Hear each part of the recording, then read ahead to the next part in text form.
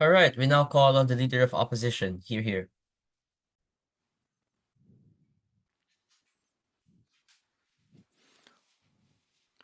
Cool. Hi guys. Good day. I'm just checking if I am visible and audible. Yup, you are visible and audible. Cool. So, hi guys, Joseph. No preferred pronouns. I'll take POI via the chat box. Again, take POI via the chat box. Hope that's all good. I'll start my speech in a bit. Let me just get my paper and timer. The internet right now where I am might be a bit intermittent, so at any point it chops out, please let me know. I'll assume I'm still audible and visible. Hopefully the recording doesn't interfere with anything. I'll do a countdown before I begin my speech. Starting my speech in 5, 4, 3, 2, 1. Mr. Speaker, panel, ladies and gentlemen, we believe that standing up for what you believe in is important. Make no mistake, this debate is not about whether or not being gay is good or bad, because we recognize, despite debate land being super generally woke and far progressive left, we also agree that we live in a real world with many people having different beliefs and conciliating interests, no matter how scandalous that might be to someone from the far end of the spectrum. We, an opening opposition, challenge the lens of boycotting as the best strategy in order to get what you want as a driver and professional, and also as someone who advocates for these queer and gay rights. This debate is not about whether or not being gay is good or bad, but about how to deal with this balancing act of different conciliating interests. We recognize that you as an individual are also feeling a huge level of dissonance since you're a world champion and you're someone who's really influential, but you're also someone who's advocating for particular gay rights. So that's a point in which that person is under a lot of stress and they're like, okay, what do I do? Do I genuflect to society and do the boycott? Or do I mum's the word, go on with my professional career, which is what the franchise has done, which is what my fans and team members and managers expect from me? How do I then do that landscape? We think it's fair to say that given the motion is phrased as a policy, it's intuitively still an actor motion because the info slide talks about all of that context and you are that individual in that situation. We tell you boycotting is a terrible idea for two reasons. It's going to wreck your career and it does more harm than good for the vulnerable people, that individual rival who's at scrutiny, and also the movement at large. Before I move on, responses towards the previous speaker in general. So firstly, they talk about how oh, we're gonna rile everyone up. Everyone will be foaming in the mouth. Fans, drivers, myself, my dog, everybody. We're all gonna come and be like, screw this Qatar Grand Prix. You are mean. You are bad. Ladies and gentlemen, that is an illusion of effectiveness and ultimately a huge red herring. And it's an assertion that they didn't really prove how exactly is going to happen. Because they give us a very contradictory characterization. They say that historically, drivers and fans in the franchise are apolitical, but now they want to suddenly make a stance. In debate land, that might work because everyone is woke as fuck and everyone generally wants to proclaim pageantry and make all these bold claims. But my question is, that's what we've been doing all the time, and the core problem of these issues still do exist. The core problem is that you have patriarchies in power, and it has nothing to do with the race or Grand Prix at all. It just so happens to be hosted in these particular countries. That is to say that it becomes a whack-a-mole effort of trying to chase after the next prix, the next prix. They say that there are gonna be other races. What happens when it's a Malaysia Grand Prix or whatever kind of Grand Prix hosted in another country of descent? The point in which you start chasing the Grand Prix and boycotting the races is where you harm the franchise, where you harm drivers,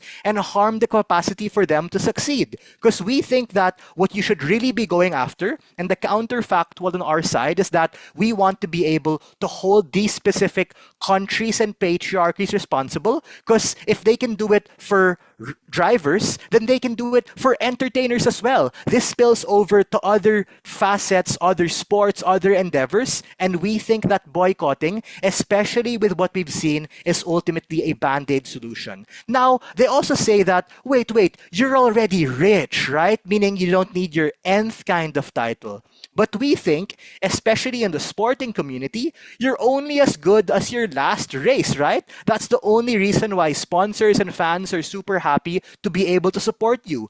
If you get a loss or you're unable to claim that low hanging fruit title at the point in which you're able to go past the competition is a point in which you sell yourself short.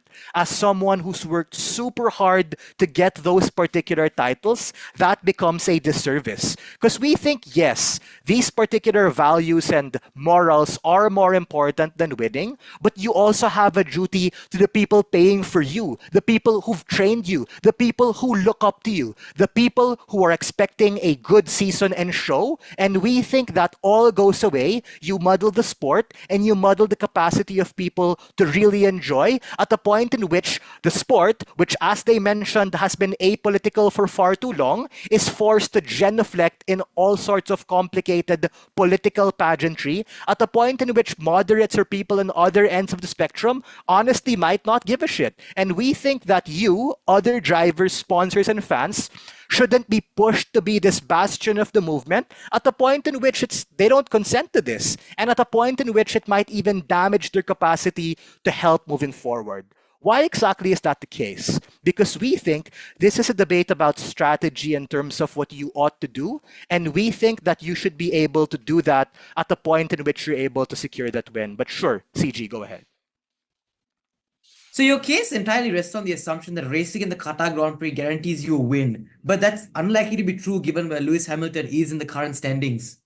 Yeah, but you're a seasoned champion. So at the point in which that race pushes forward, you have a good shot at winning, like regardless of that rival guy being there or not, right? The fact that they're new, the fact that they're young, they're probably not going to have a spot at winning. So we think that to you as a person, you should be able to secure that victory and be able to continue having that sphere of influence. Because the point in which you tarnish your reputation, for instance, and you also tarnish your capacity to like influence other people is a point in which you also lose credibility, ladies and gentlemen. Because boycotting this Qatar Grand Prix at its best case is going to like, okay, be successful, right? People are like super interested. But we have to understand how society works, right? To intuition pump here, people just like chase the next hot thing and boycott all sorts of shit, like the Taylor Swift example that they also gave. So we tell you, when then does it stop? We need to be able to tackle the root issue when we actually hold these specific countries and patriarchs and ideologies accountable, and we think this whole boycotting is an illusion of effectiveness. It does more harm than good. It harms fans, it harms you, it harms your capacity to succeed, and it's ultimately a terrible idea. For all of these reasons, we are very proud to stand on side opposition. All right, we thank the leader of opposition for that speech. We now call on the Deputy Prime Minister. Hear, hear. Just a second.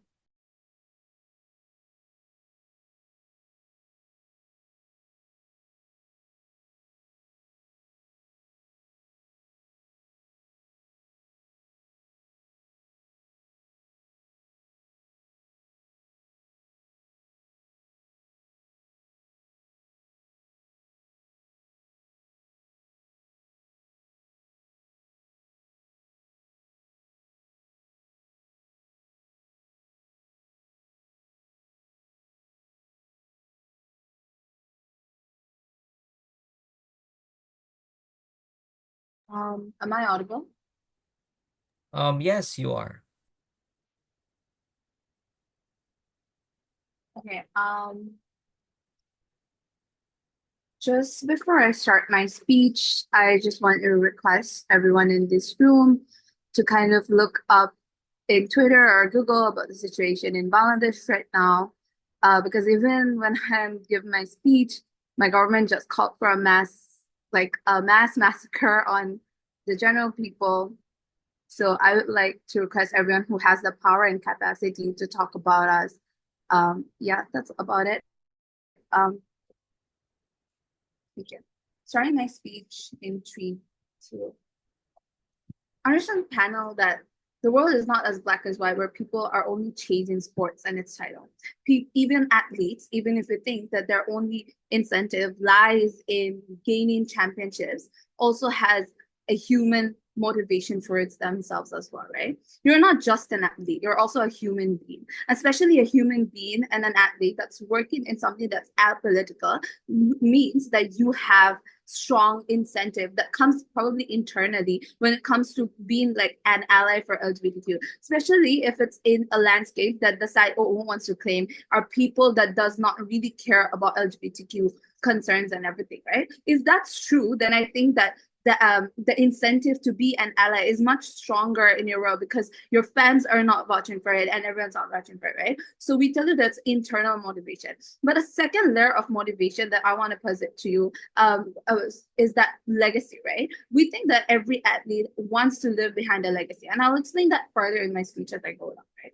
A few rebuttals when in the case to begin with.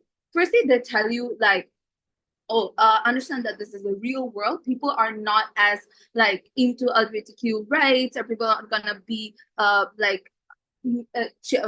people are not gonna be rewarding you for any of this, right?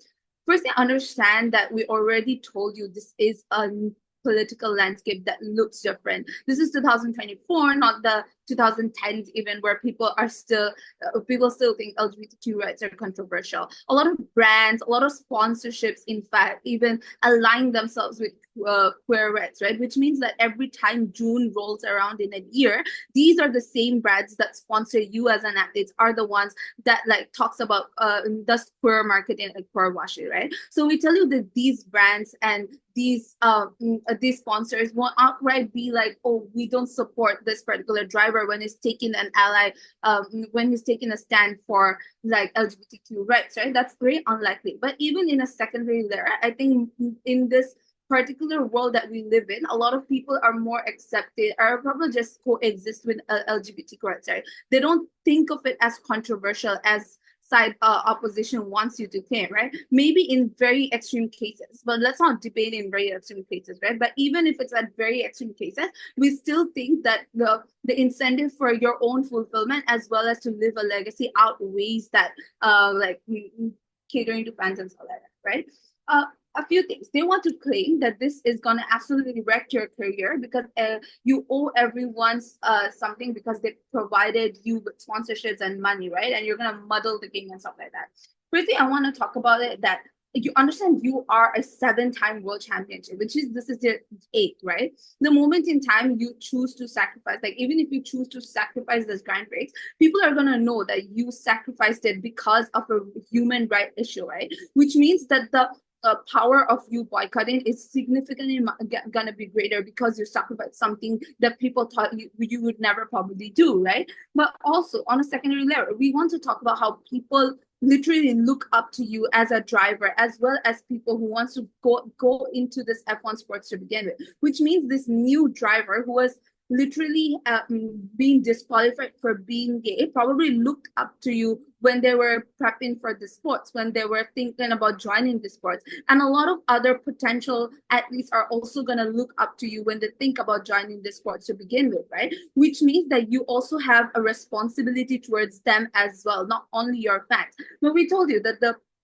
probability of fans being outright like, oh, we don't care about this driver is significantly lower. But even then we tell you that the legacy that you can live behind has much greater impact, right? What do I mean when I talk about this legacy to begin with, right? But firstly, I want to say that they claim that there are other ways to do it, right? We tell you boycotting this Qatar Grand Prix is the only way you can make and change, right? POI.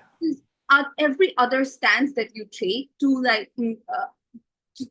further this campaign is going to be vague, is not going to be as strong, or is not going to be as clear as boycotting Qatar Grand Prix, right? Like you literally, this is a clear statement to people that you do not stand for the qualification of rights. But on top of that, you already did sports in Malaysia in other countries, right? Which means that you are not someone who goes to the extreme, right? People are gonna know that, right? People are gonna know that the only reason that you decided to boycott Qatar is because they did they literally disqualified someone just for their identity, right? Which means that the identity or the movement is going to be much greater. But understand that when you boycott, you just don't boycott out of the blue, right? You have to talk to your sponsorships and stuff like that and everything, right? Which means that these sponsorships, who also, as I already told you, that are the same ones when June rolls around, they do car washing and stuff like that, are going to have to rely on it also because they themselves have policies to not do outright discrimination within their own companies and stuff like that, right? Because of the fact that most of these companies also come from Western countries and stuff like that, right? We tell you that understand what do you mean by legacy, but before that, share your idea. But this becomes a slippery slope wherein the movement is forced to take this left-leaning stance. How about fans and other drivers who choose to be in the middle because they just want to race and watch good races? Sure, in your world, there are a lot of people who probably are very shallow, who does not care about other things. But we told you that human beings are not that shallow. Most individuals are not just athletes in the face that you see on TV, right?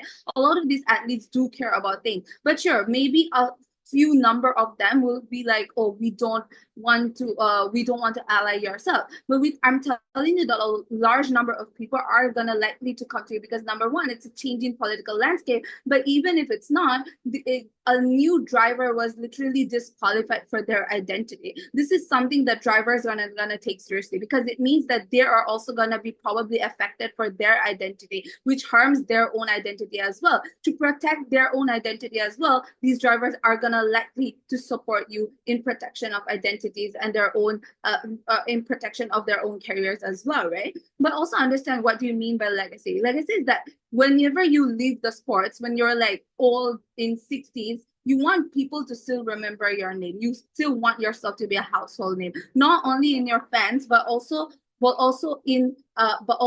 sportsmen that like goes into the sports to begin with. Which means that the moment in time you take stance for someone who just came into the sports is gonna likely that people are going to look up to you far greater than they already do. You're going to be the role model and you're going to leave an impact because people are going to know that you sacrificed something, and which is not even a great sacrifice because you're probably going to win the world championship anyways, right? For all that reason, proud to propose. All right, we thank the Deputy Prime Minister for that speech. We now call on the Deputy Leader of Opposition. Here.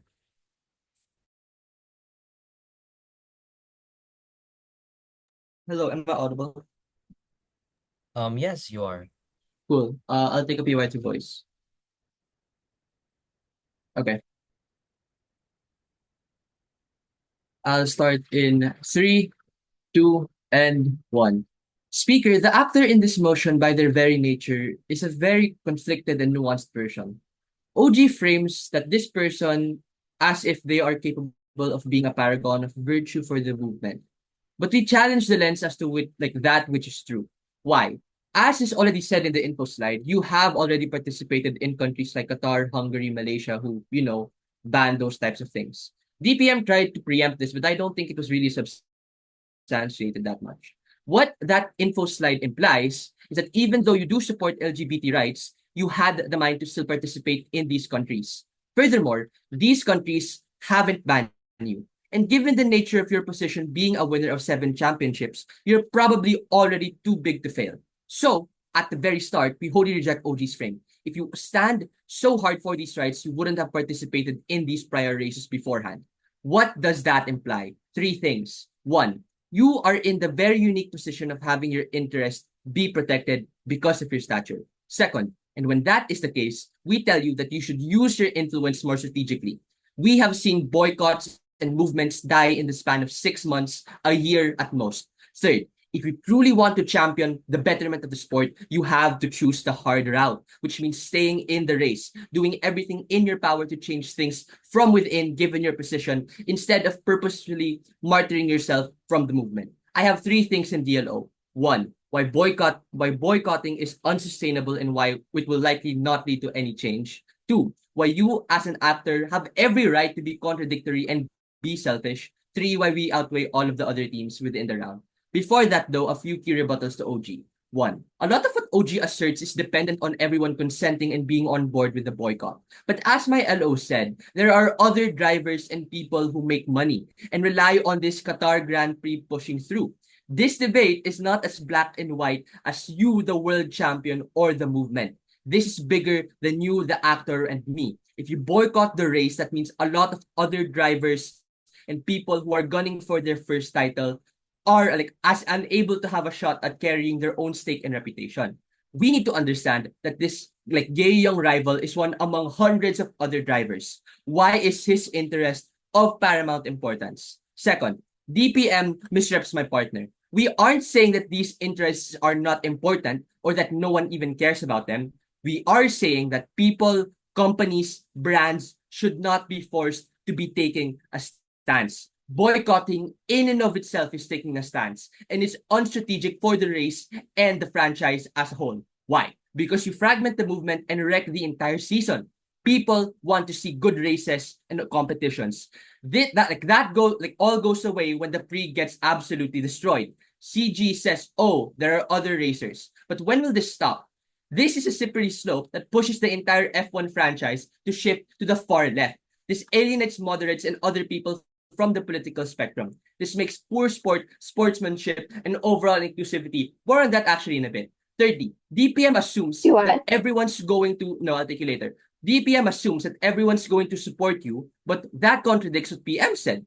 People are apolitical, and the franchise historically has not taken stances. Panel, please do not let OG gaslight you and burden push us to say that being gay is something bad. This debate is about strategy and sustainability for your career and for the movement.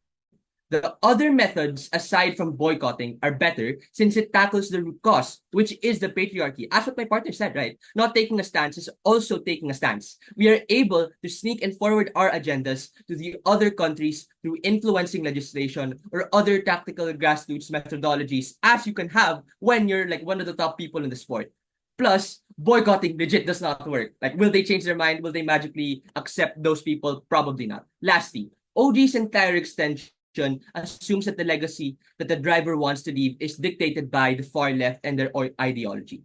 The driver franchise in sport should not be forced to be in a social political battering ram for the movement. This, in fact, puts you on your target and puts you at the position to even be threatened, imprisoned, or at worst, killed. Sure, you might be rich and can dodge all of those things, but how about all the other drivers that you have a massive influence on? What's my extension? Why your ability as an actor to create meaningful change in F1 can only be sustained if you don't boycott the Grand Prix. Why is this important?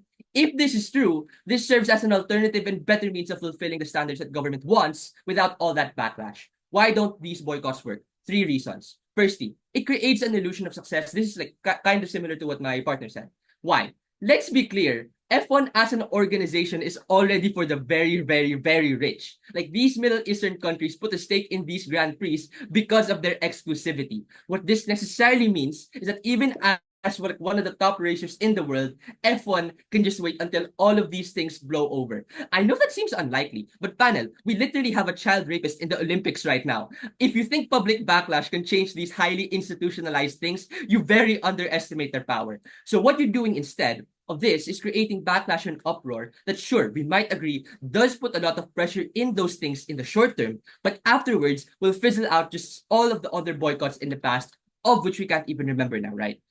2, you create this cycle of boycotting and banning. Let's be clear, when you take this stance, you are going to be forced into it. This by necessarily means boycotting tons and other races as well. I think OG forgets that if they want to claim that F1 is itself something to criticize, it will lead to the general public criticizing it. What does it do? It leads to less funding, less support, and makes the sport even more exclusive and more elitist at the very end of the day.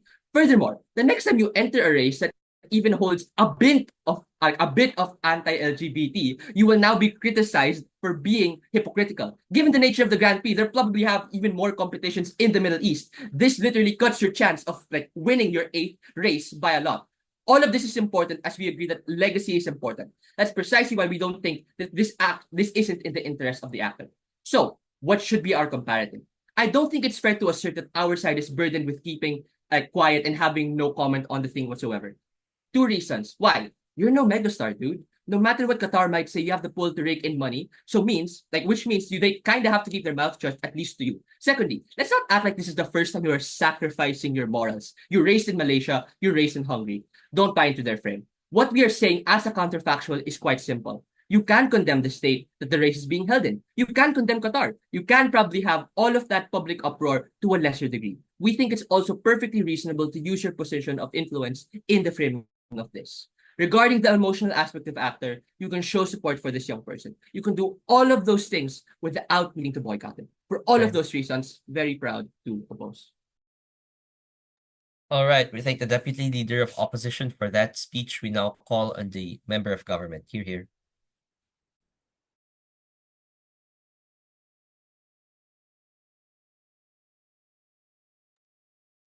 Give me 1 second.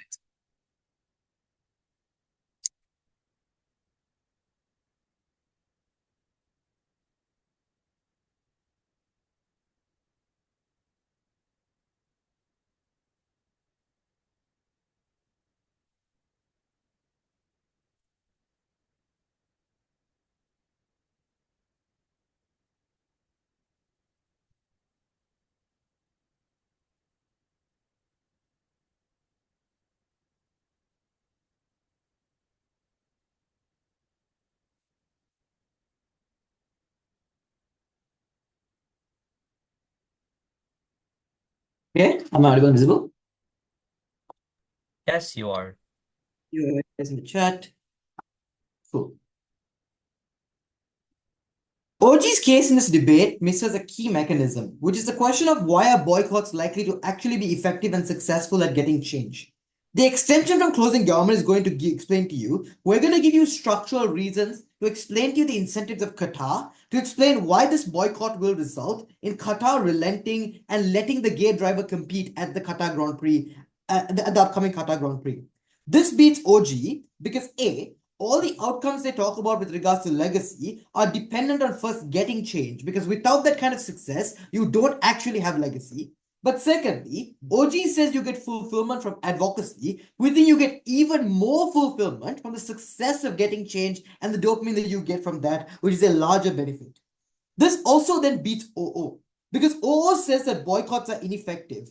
But so proving that they are effective is likely to weigh over OO, because if Qatar relents, you also get to compete at the Grand Prix with the gay driver, in which case all the harms that OO talk about don't materialize. But also, OO concedes that gay rights are important, but they don't provide you with any alternative mechanism as to why they are able to better achieve gay rights on their side of the house. The assertions about grassroots change that they talk to you about are just either A, just inexclusive or completely under-mechanized. That is why we beat OO as well. But before that, why is the driver actually likely to care about change? We think the reason why this driver has strong feelings about the LGBTQ movement is likely because maybe they have friends or family, for example, who have been gay and whom they care about, because they've maybe have seen these people like being prosecuted in the past. And let's be real, the actor in the debate is Lewis Hamilton. There's no one else in the world that's won 7 World Drivers' Championships. And Lewis Hamilton has been very openly gay, with openly pro-LGBTQ, even with things like draping a pride flag on his car during the Sao Paulo Grand Prix, for example, and has often appeared at many pride parades and associated himself very strongly with the gay rights movement. This is likely something he cares about.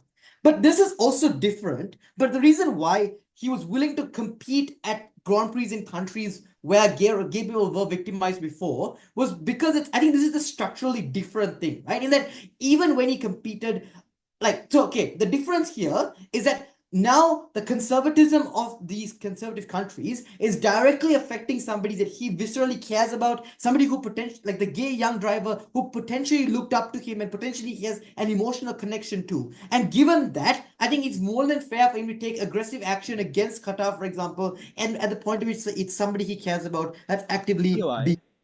No, thank you. The first thing I'm taking to my extension now, which is why is Qatar likely to let the gay driver race as a result of the boycott? What are Qatar's incentives here? First, just economic incentives. The fact that if Lewis Hamilton or this driver boycotts the Grand Prix, we think fans are less likely to come for the Qatar Grand Prix. For the simple reason that many of his fans are like, if you're a 7-time World Drivers' Championship, you've been around for about 15 years now, you have a massive fan base, you're the most popular driver in the world. This means there's a large number of fans who either buy into his pro-gay agenda, who are going to also boycott the Qatar Grand Prix, or even a greater number of people who just want to come see him race in the first place because they're just fans of him and they look up to him as role models, who are also less likely to come to the Qatar Grand Prix at the point at which he doesn't go. But also, I think you're likely to convince other drivers to also boycott the Grand Prix. Insofar as many drivers are from countries like the UK, for example, or Netherlands, for example, who are also quite liberal individuals that care about gay rights, it's likely that Lewis Hamilton, being the popular driver, taking a stand is likely to empower these other drivers to also follow suit and have a collective boycott, which means that there's a large number of fans who are not going to fly into Qatar, for example, for the Grand Prix. The impact of this is that you just get fewer ticket sales at the Qatar Grand Prix. You lose, for example, Qatar loses out on things like tourism and massive economic boost that comes with the Grand Prix.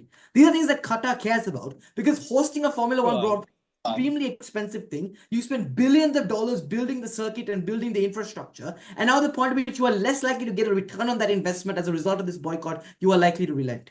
Secondly, Qatar cares very much about its international reputation. It wants to distance itself from allegations of oppression and child labor, for example, and conservatism, which is why it tries to use sports as a means of whitewashing its reputation. The problem is the massive media attention that comes from this boycott paints Qatar in a very negative light, especially in the West, where it seeks to repair its reputation. This is important because Qatar has an incentive to avoid this kind of bad media reputation. Therefore, the threat of the boycott and the threat of this demonization is likely to cause Qatar to relent.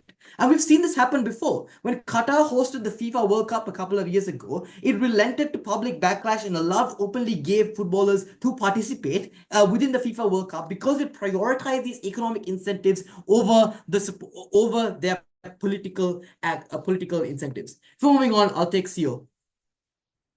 Look, so F2 is a race that no one watches and people pay to race in it. Like they don't get paid to race. Why would the Qatar government actually care enough to like let this driver go back in? F2? The debate is about F1. Yeah, like F1 is like the most popular motorsport in the world that billions of people watch around the world. I don't see what this point of view is.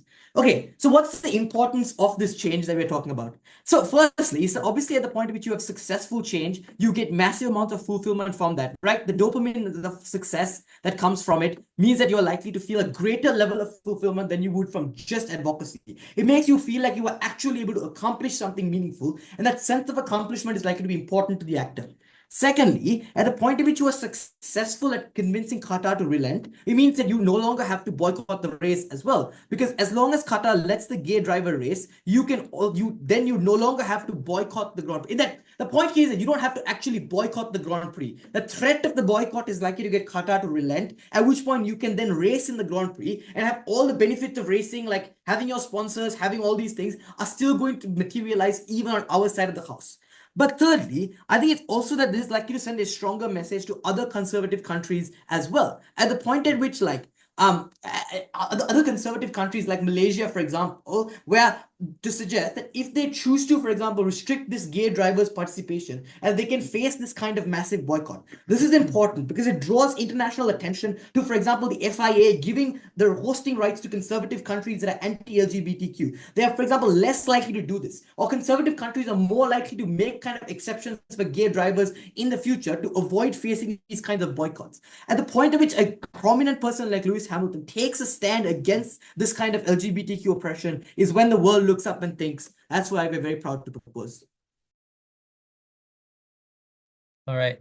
We thank the member of opposition for that speech, and I guess we're recording now again. We now call on the government peer here.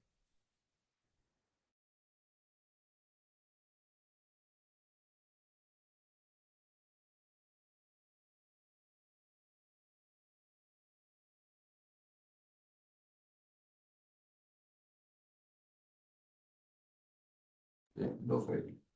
All right. Am I visible and audible? Yes, you are. Great. Starting my speech in 3, 2, 1. The fundamental issue with the member of opposition speech is there exists very little to no response to Kavindra's extension. The most response we hear is, it is too difficult to gain structural change. It is too hard to pressure these governments, ignoring all of the mechanisms we tell you as to how pressure, financial and international pressure, causes change to happen. Absent of a response, we think CEO is already out of this route. Kavindra's extension is a unique path to victory for two reasons: because of success and because of change. Because we're able to garner change within this not industry, but we're able to garner change within this race to re-qualify the driver and also pressure future countries in order to retract this sort of like restriction on these individuals. Why is this the case? Kavindra gives you two structural reasons. The first is financial pressure. That is to say, Hamilton brings in a lot of fans and a lot of like international reputation into this event, meaning that absent of this individual, a lot of this is going to go away. We also told you how there's mass boycotts from other drivers as well. But even if you don't believe the mass boycotts from other drivers, the loss of a very big and prominent athlete in itself is already a major demoralizing factor. The second reason we give you is international pressure. That is to say, Qatar doesn't want the international media spotlight on their conservatism. They have often tried to snuff out and try to cover this up by doing other things, like for example, promoting FIFA or promoting like trying to host like the World Cup and stuff like that. Therefore, we would argue that there's a major incentive in Qatar to avoid international backlash, international reputation, and this is something that's necessarily a very big concerning factor that they have. Therefore, at the end of this extension, we prove that there's a sufficient reason to gain some form of change and for Qatar to retract this sort of like restriction on this person, because ultimately that exists within the incentives of Qatar in itself. Just before I go into responses to the CEO, clarification, we still think Hamilton is going to continue to race. We don't think we need to buy CEO's extension here, that they're going to have to pull out every single event, because other countries are going to fear the backlash that's created by this boycott and also change in themselves. We also think that F1 and fans just generally still want to have you around, and so we don't think that their argument here that they have to pull out entirely really stands. Two main things that come out from CEO. The first is career. Firstly, we want to dispute the fact that I already told you, so let's move on with that. The second here they tell you is that they're going to be dropped. We don't think that's going to be the case for two reasons, right? The first is that you are still a 7-time world champion. You're still going to have a very big chance of winning. But the second thing is, even absent of the chance of winning, you are still a very good brand in the first place. That is to say that even if you don't do anything, the very fact that you exist on the company's brand is a major motivating factor in itself, because people still care about the fact that you can garner money, you can garner attention. Therefore, you don't think there's actual incentive to drop the individual. Thirdly, and this was from Kavindra's POI, we carry that the brand ultimately benefits from boycotts as well because of publicity. The response you heard is that the Qatari media no longer streams. But it's not just the Qatari media that has publicity over F1. It's every single social media platform, every single major media platform that cares about an event that's as big as this. Therefore, we don't think that their side's response is sufficient, and we think that brands still care about the boycott because there's a large amount of publicity to be gained from it. Therefore, at the end of this, you will believe that there's no reason for them to drop, and in fact, there's a good motivating factor because of the media attention that's surrounding this. The third thing here is that the member of opposition doesn't respond to Kavindra's point on mass boycotts. I'll give you an added reason why mass boycotts will happen, because we ultimately tell that the race reputation tanks after an individual as big as Hamilton boycotts, which means that drivers see a lesser reason to participate because there's lesser fame associated with it. Even if they win, for example, they're forever going to be tagged with the fact that they won in a race in which the major players didn't actually participate. Therefore, I think there's a reason and there's a greater snowballing reason for more individuals to boycott from this event. And I think that therefore, absent of a response from CEO, this point still stands to the end of the round. Lastly, weighing. Even in the best case scenario where career has benefited, three responses. The first is that there's diminishing marginal return from winning. We accept the hedonic treadmill, but ultimately recognize that after you've won so many times, the added benefit or the added happiness from winning an additional time is likely going to decrease over time, and likely quite drastically. The second thing here is that you're unlikely to win regardless. We give you the frame that Hamilton isn't actually doing very well this year, and the ability to win overall is like basically nil because they are too far behind Verstappen. So we think that ultimately their side has not really proven a structural reason as to why the person is certainly or likely to win otherwise. But the third reason here is just his personal motivations. Recognize that careers are ultimately a means to an end. Gaining money or gaining fame is a means to an end towards personal motivations, and so we think that gaining some satisfaction to yourself or gaining the happiness from advocacy succeeding is necessarily upstream of all of these benefits to your career. The second thing to tell you is change. But Okay, before that, everything you're saying is outcome dependent on legislative things changing and the patriarchy doing something about it. On our side, we have a more low-key push when we don't trigger and anger them that might lead to more backlash. Okay, sure, yes. Okay, got. So this, I'll go into O's case later, but the main response to O is that their case is so soft that nothing happens. They basically just say, we are going to talk to some people, we don't think this creates any sort of change. Insofar as able to dispute the fact that boycotts are harmful, we think we already take this wrong. Second idea on the change that comes from O. They tell you a couple of things here, which is that you're going to go and sign the autographs from people, but ultimately recognize that gay fans are probably going to think you are a traitor because you are only doing symbolic action within these areas. Airtime is likely symmetrical on both sides. In fact, you're likely to gain more interviews on the outside and more attention for the boycott in itself. The last thing they tell you is money, we think that's largely irrelevant. relevant. There's no performance bonus in F1. You're likely going to gain donations and support from LGBT organizations to begin with. We don't think money is particularly relevant. Best case scenario, we don't think any of these actually prove structural pressure, so we think that these mechanisms are ultimately behind the fact that we're able to pressure these governments in the first place. Now, response to O. So the main thing they tell you here in the counterfactual is that they're going to have government like grassroots movements and influence. They never mechanize this, first and foremost, but secondly, just intuitively recognize that none of these actually have the same level of pressure, the same level of change. That is to say that even if you are a very reputable individual, if you're doing closed-door negotiations and trying to talk to people behind the scene, it's very likely they're going to be turned down because there's no major media attention that's surrounding it, similar to a boycott. Therefore, we don't think condemn. And then the second thing they tell you here is that we're going to condemn Qatar. Recognize that this is going to lead to the exact same harms that Owo tries to talk about. Because if condemning Qatar actually leads to change, it leads to all the slippery slope, all of the harms that they talk about. We think that it exists fundamentally in tension. But the second thing they tell you is boycotts are ineffective and harmful. Recognize number one, these responses are ultimately targeted towards weak boycotts. Someone as big as Hamilton pulling out creates massive effects that we've already established in our extension, so these responses from Owo don't really apply. But the second thing here they tell you is the slippery slope. Recognize that once you succeed in your boycott, this slippery slope necessarily stops. And even if there is a slippery slope, we are perfectly happy to continue campaigning and we'll weigh this advocacy against the unlikelihood of success. That is to say that even if you're able to gain these forms of advocacy, we think that likely outweighs all of the things they talk about because the career is unlikely to proliferate in itself. Now, why do we take over OG in this round? Two reasons, three things. So the first thing that OG tells you is the idea of the moral duty that individuals exist. We think that O already rightly points out that this race is not the tipping point. You've already assisted or you've already participated in multiple races which are immoral, so you don't think there's really the particular thing to talk about. The second thing they tell you is legacy. But I think this legacy is unlikely to last. Insofar as this legacy is something only associated with a particular boycott, you prove a more lasting and structural change created from this pressure. The third thing they tell you is that on accountability. Why then does our mechanism win over OG's analysis on accountability? Because we uniquely prove how fan and seen pressure leads to change, which creates a far more larger and long-lasting impact than the loss of fame that OG talked about. Because OG's argument on fame is ultimately just a motivating factor for you to move forward. We actually tell you how advocacy exists in itself. Therefore, at the end of this round, notice that we claim the largest amount of change. They have proven structural reasons as to why this change implicitly exists. This ultimately means that our impacts take over every other house in this round. So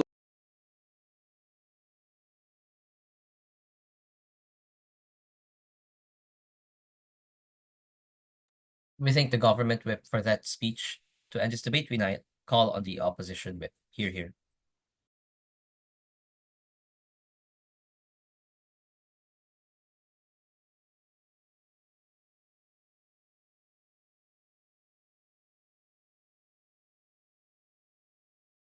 Hi, sorry, am I visible and audible? Yes, you are. Okay, great. I will take chat POIs and I will start my speech. Oh, sorry. Okay, I'll start my speech in 3, 2, 1. This debate has been messy.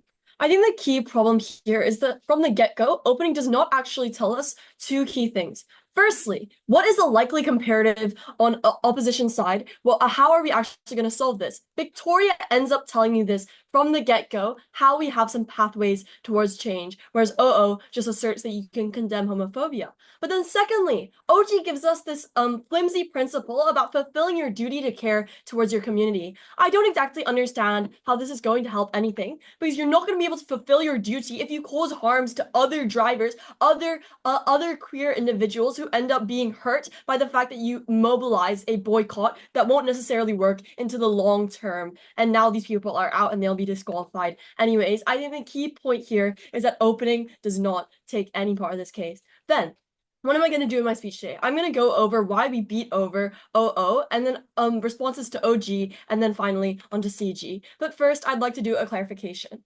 The F1 have no incentive to act in a way that will have long-term, that will act in a way that in the long term will prevent this from happening again. I simply believe that the org is just wants to be apolitical. I mean, if they use advocacy, if they let advocacy disrupt even one competition, it shows that they are receptive to brute force and they don't want to show this. But also, the Qatari government has no incentive to do this, but I'll actually continue this in my on my response to CG later. But our case is not contingent on whether or not the boycott will work. I think Victoria already made that clear. Even if the boycott works, it doesn't matter because the org wants to prevent future disruptions. So they'll think and companies want to prevent this, as in they'll pay drivers to retire early if they show signs of activism. Or this is why it's bad that they concede that there's mass boycotts that's from other drivers as well. Then lastly, a clarification on your legacy and personal motivations. I think normally I think on both sides we agree that this driver is probably going to leave very soon, that they've had most of their good days. I think the key point here is then if they tarnish their reputation or not, if they ruin the lives of other drivers or not. That is their biggest duty right now. But also then, onto our response of OG. I think legacy is dependent on what the majority of the public see you as and how they see you as. But this means that if you tarnish your reputation and we can prove that you do that, I think very easily they're out of this debate. Then why do we win over OO? It's because we tell you mechanisms for change. But how does this occur? How do we actually achieve benefits? I think there's general acceptance from there will be general acceptance from conservative countries. The fact that you haven't been disqualified from other races, but that singular young driver is, means that countries like Qatar have some kind of threshold for gay people that they're willing to take. This is a foot through the door that you should not pull out. You're increasing acceptability directly to the governments by showing how normal you are as a gay driver. But then also you create public acceptance in conservative countries. If you don't demonize the country that you're going to compete in, conservative countries are the people in it are significantly more receptive to your movement. They see you standing with simply like a pride flag. It gives them a counter narrative to society that they're willing to think about and talk about. Not that they're going to get defensive because you start attacking them and saying, hey, we're not going to come here, or hey, we're not going to compete here. But also, you're able to use your status that you have in your own country. So you're able to lead pride movements or tell how we need to change and in what way in this particular industry itself. Then responding to CG. How is Qatar likely to act? They claim that Qatar is likely to roll back these disqualifications, that they've done it for other sports because they will bow down to international opinion and financial pressure. Sure. Even if that's true, our primary claim is that in the future, these boycotts won't work. This is just a band-aid solution for the singular competition, for the singular driver this one time. Look, this conservative country is willing to come around. This one time will also result in long-term negative impacts. As to say, it will result in the general public also believing that change has already occurred. They're less likely to be receptive and care about the future. But note that the Qatari have no incentive to actually do this anyways. They're unlikely to make concessions because it makes them look weak. It's just they're susceptible to enough pressure. And the fact that you prove that it's happened before once, that they have caved into pressure, it means that this Qatari government is less likely to do it now because they don't want to tarnish their reputation as being clear about their stance. If they've already done it once, they need to stop now. But also, the financial pressure claim coming from CG, it's unclear as to why having one driver leaves the race suddenly with a loss in millions of dollars. Lots of people still go to F1 concerts and watch drivers and go to entertainments. I think the boycott is not going to stop the entire competition from happening. F1 competitions are already extremely profitable. Even if an extra 1,000 person doesn't come due to the boycott, they're still going to make money. It's still going to be profitable, and the Qatari government does not have to cave to these demands. So I'm unsure as to why they would not continue with this disqualification. Then, how is the car company likely to act? They say that they won't drop you because you are profitable, but this is just not true. Boycotts receive a bad perception from everyone, even individuals who are moderate in their views. Why is this true? I think it's because activism that is calm, activism that looks rational, something that you can have a debate in, on TV, looks very understandable. Maybe even conservative individuals can take it. But I think boycotts look like a last-ditch attempt in order to make something work because you're not able to rationally prove that, hey, we're the same as you, or hey, we should be allowed to also compete. So I think the majority of people won't receive it well, even if it is a valiant effort and it is a good thing, or you believe it to be a good thing. But also, even if it's true, and they will drop you, it's a risk that you do even if it's true that they don't drop you now, in the future, it's a risk that other drivers will do activism in a bad way. There's a risk that they're going to be overly aggressive, even if activism can be done well. They can't exactly rely on the driver and themselves to do it well, like how you did, apparently. I don't think this is a risk that other car companies are willing to take. They're less likely to take queer drivers, and they will act preemptively. So now queer drivers also have the incentive to keep closeted. I think all you do is harm future progress that could have happened. Then, what are our impacts clearly here? I think firstly, we save the careers of multiple individuals. I think just because you won 7 Grand Prix championships doesn't necessarily mean you're for sure going to retire in the very, very near future. So at least you get a few more championships under your belt. Maybe you want to reach 10 or something. That's something you probably desire to do. Because I'm pretty sure Thomas Hamilton still has the capacity to do so and still has a desire to do so.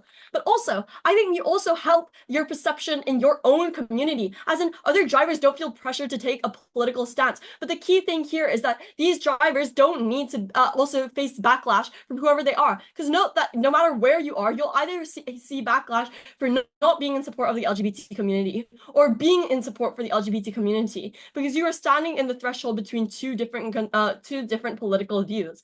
But also then you save the careers of young queer drivers who are in something like the F2, where they will want to speak out for the boycott because they think it's good for their career, but all they're going to do is just not get the opportunities they want, not get the ability to get into the F1 and to break into the sport that they love so much. And for that, I've never been prouder to oppose. All right, we thank the opposition whip for that speech, and that ends the debate. So congratulations for everybody.